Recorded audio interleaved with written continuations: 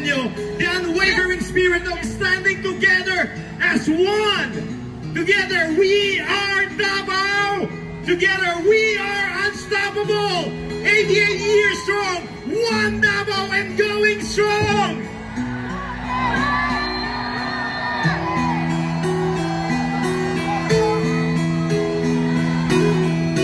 Isang malaking sigaw!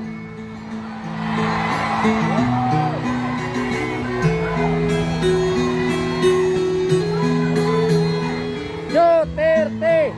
Duterte! Duterte! We have our former Mutya ng Davao, Hannibal Bishop!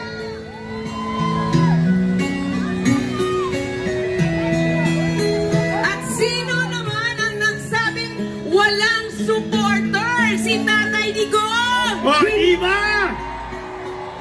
Tatawa-tawa pa ang nagsabing walang supporters? Sinong supporters niya? Papayag ba kayo nun? Hindi ito edited! Hindi na kayang i-edit ang dami ng taong sumusuporta sa kanya! Maraming salamat po sa inyong lahat! At habang naglalakad tayo, isigaw na natin ang nasa loob natin! Duterte! Duterte! Duterte! Ang sigaw ng mga Davaoenos ay...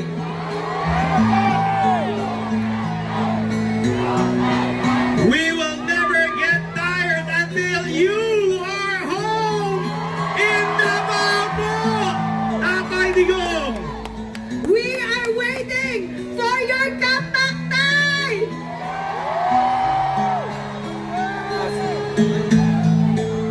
Mabuhay ang Davao! Mabuhay ang Pilipinas!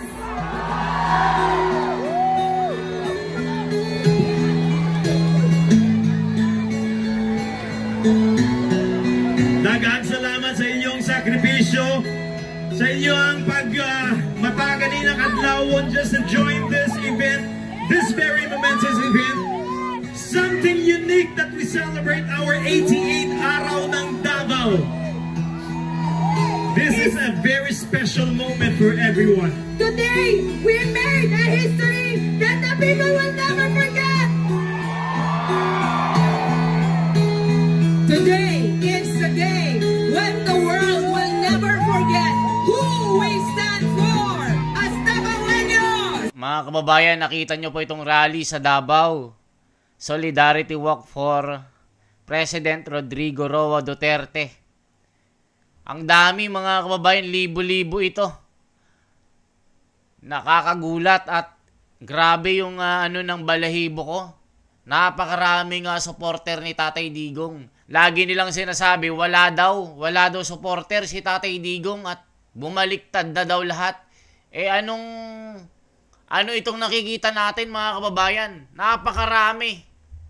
Pakinggan natin mga kababayan, magre-react lang po tayo kasi syempre, lagi po nilang sinasabi na wala na daw supporter si Tatay Digong ano ito? Napakarami.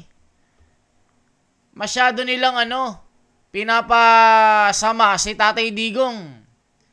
Hindi ko na iniisip dito mga kababayan kung pro Marcos ka o pro DDS ka.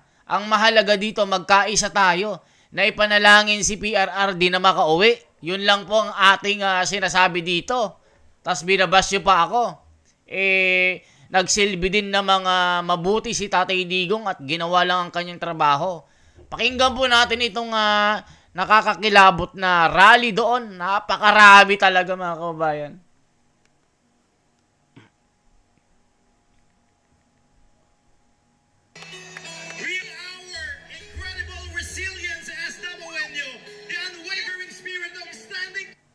President Rodrigo Roa Duterte!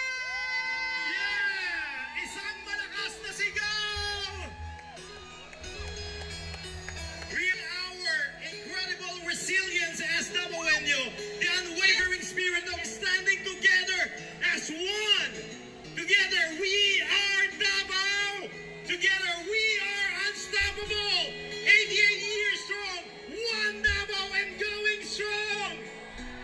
Ang dami nila.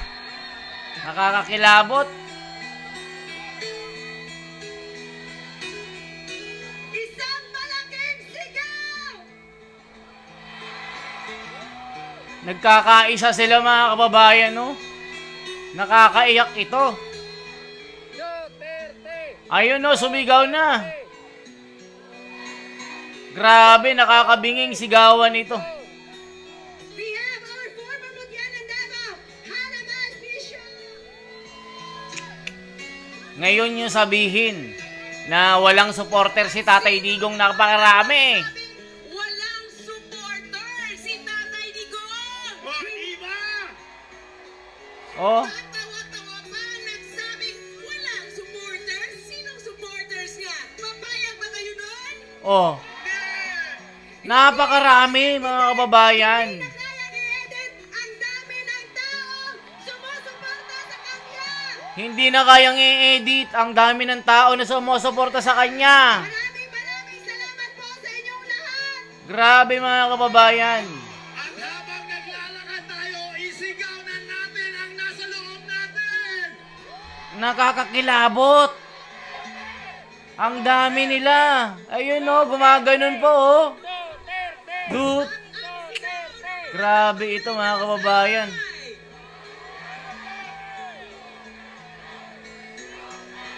Nakakabinging suporta. You are home in Davao! Tatay Digong! Ang daming nagmamahal kay Tatay Digong. For your comeback time! Ang dami.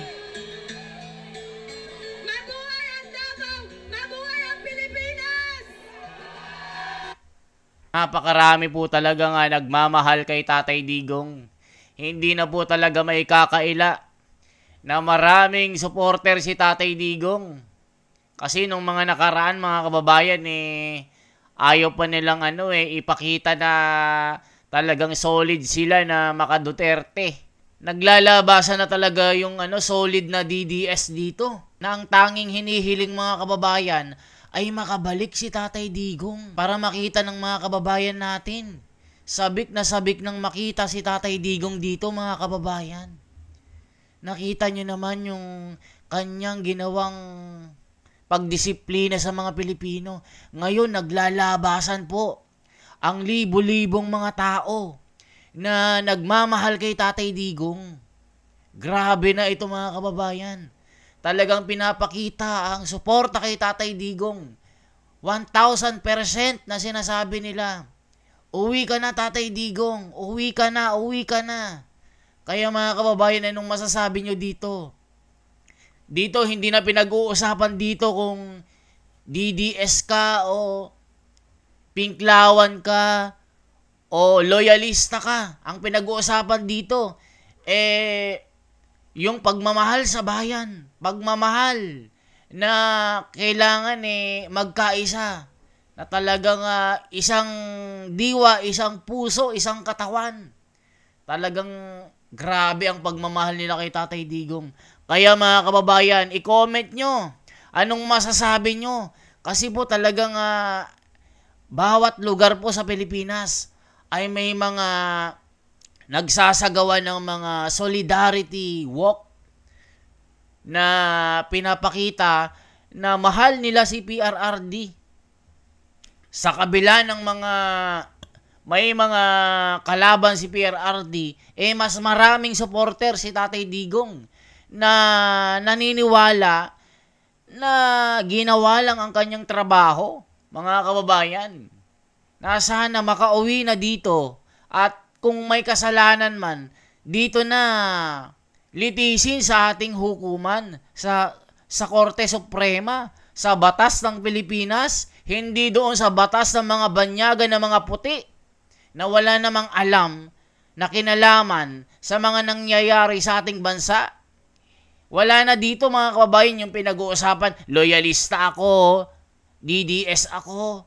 Ang mahalaga dito, ipanalangin natin ang bayan natin na magkaroon ng kapayapaan. Kasi mga kababayan, pag si Tatay Digong hindi nila isoli sa Pilipinas, talagang nakakagimbal na pangyayari ito. Ito ay malaking gulo na mangyayari kasi ang mga taong bayan naglalabasan na. Kaya mga kababayan, anong komento nyo dito? Anong masasabi nyo dito, mga kababayan? Magkaroon ng kapayapaan ng bayan natin, ipanalangin natin ang mga leader natin na magkaayos. Harapin ang mga dapat harapin. Harapin ang mga problema na pangunahin sa bayan para magkaroon ng buhay na maganda ang ating mga kababayan. Lalong-lalo na tayong mga mahihirap ng mga Pilipino na umaasa lang sa isang kahig, isang tuka. Sana po magkaisa po ang ating bayan. Salamat po. Mahal kong Pilipinas, sana nakikinig ka. Gusto lang naman kitang kamustahin kung kaya mo pa ba. Pagmasdan yung bayan mong tila ba nagkakagulo na. Yung mga tao sa loob nito na hinahangad mong magkaisa. Mga tao na nanumpa ng katapatan na pagsisilbihan ka. Mga tao na nangako na iingatan ka at papangalagahan ka. Mga tao na tinuring mong pag-asa na magbabalik sa dati mong ganda. Mahal kong Pilipinas, kaya mo pa ba? Kasi alam mo, marami sa ngayon ang pinili na lang manahimik at hindi na lang magsalita habang pinapanood at pinapakinggan ng mga balitang talagang nakakabigla. Marami ang nagagalit, marami din ang natutuwa.